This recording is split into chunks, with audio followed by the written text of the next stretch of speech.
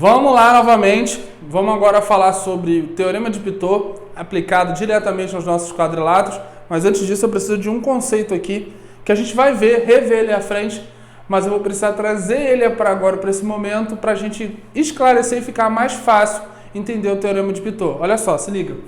Dado um ponto P externo à circunferência de centro O, tal que esse ponto P, quando eu prolongo a tangente dele, toca no ponto B, a circunferência, e quando eu estendo para esse lado aqui, ele toca no ponto A, a circunferência. Duas tangentes.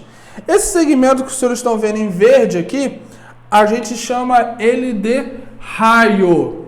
O raio é o segmento que parte do centro da circunferência até a extremidade. Só que quando ele se encontra com a tangente, ele forma um ângulo de 90 graus. Isso é uma propriedade, tá, pessoal, da circunferência. Eu pego, toda vez que eu encontro a tangente com o raio, ela forma um ângulo de 90, beleza? E para que eu estou falando disso? Para a gente começar a entender alguns conceitos aqui. Primeiro que raio, né, segmento que parte da circunferência até a extremidade. Retas tangentes, tenho dois segmentos tangentes partindo do ponto P. E aí tem algumas observações que a gente faz. Eu peguei o ponto P aqui, ó, e liguei até o centro da circunferência. E se vocês observarem bem, formou um triângulo do tipo retângulo. Olha aqui, ó, PAO com hipotenusa PO e o triângulo PBO também retângulo, ó, com hipotenusa OP aqui, ó. E percebam também que nós temos aqui esse segmento AO vale R e o segmento OB vale R. E nós temos também um ângulo igual. O ângulo de 90 é em B e o ângulo de 90 em A. E a hipotenusa, ela é comum também aos dois triângulos. Então eu estou diante de um caso de congruência, do tipo lado, ângulo, lado.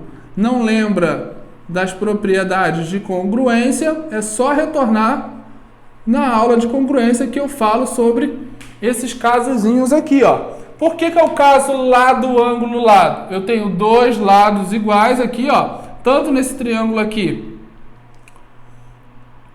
no triângulo PBO, olha, o R aqui, e no triângulo PAO, o R aqui, ó. Então, ou seja, o R, ele tem aqui nesse triângulo e tem aqui nesse triângulo. O ângulo de 90, eu tenho um ângulo de 90 em A e um ângulo de 90 em B. E olha, a hipotenusa do triângulo PBO é igual do triângulo PAO, ou seja, lado, ângulo, lado. Então eu posso afirmar com tranquilidade, diante disso, já que eu sei que esse lado é igual a esse lado é comum dos dois, eu posso dizer que esses triângulos são congruentes. Se eles são congruentes, eu posso dizer então que PA é igual a PB. Ou seja, essa distância aqui é igual a essa distância aqui. Por quê? Porque eu já sei que se esse lado é igual e eles têm o mesmo ângulo, esse lado aqui também tem que ser igual. Por uma questão de congruência. Tá na dúvida, bater um pouco sobre congruência, volta lá, tá? Para que eu estou falando disso? Para quando a gente chegar aqui no Teorema de Pitot, a gente vai ver um quadrilátero do tipo circunscritível. Temos os inscritos e os circunscritos. E no nosso caso aqui, a gente está falando dos circunscritos. Beleza? O círculo está inscrito na circunferência. Circunscrito.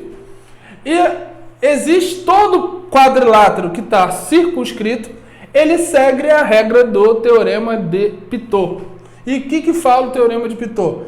Ele fala aqui, ó, que os ângulos, que os lados opostos, a soma dos lados opostos, ou seja, AB mais CD, são iguais às somas dos não opostos, ou seja, AD mais DC. Pessoal, isso só vale para polígonos, tá? Quadriláteros em particular, circunscritíveis. Para ele ser circunscrito, ele tem que obedecer essa regrinha aqui. todo o quadrilátero.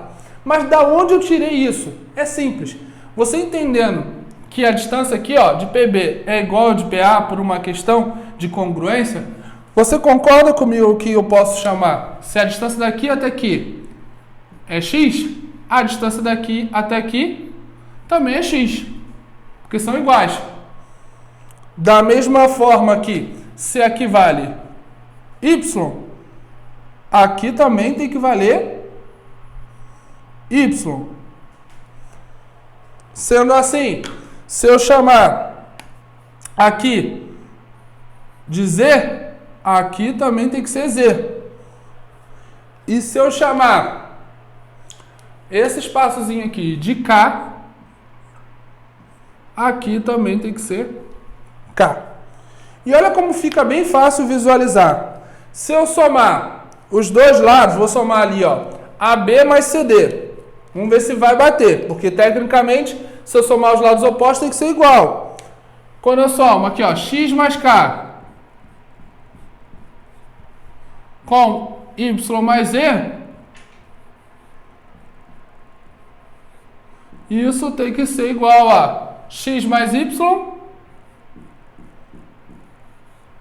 k mais z. E se a gente colocar uma ordem na casa aqui, ó, se a gente colocar ordem nessa casa, a gente vai reparar que todos os termos que eu tenho desse lado também estão desse lado. Olha aqui, ó, x e y, k e z, k e z. Ou seja, a recíproca aqui bateu verdadeiro, ou seja, AB mais CD é igual a AD mais BC. Pessoal, é uma regra muito importante. Se você não souber, você não sai do lugar quando você estiver fazendo esse tipo de questão.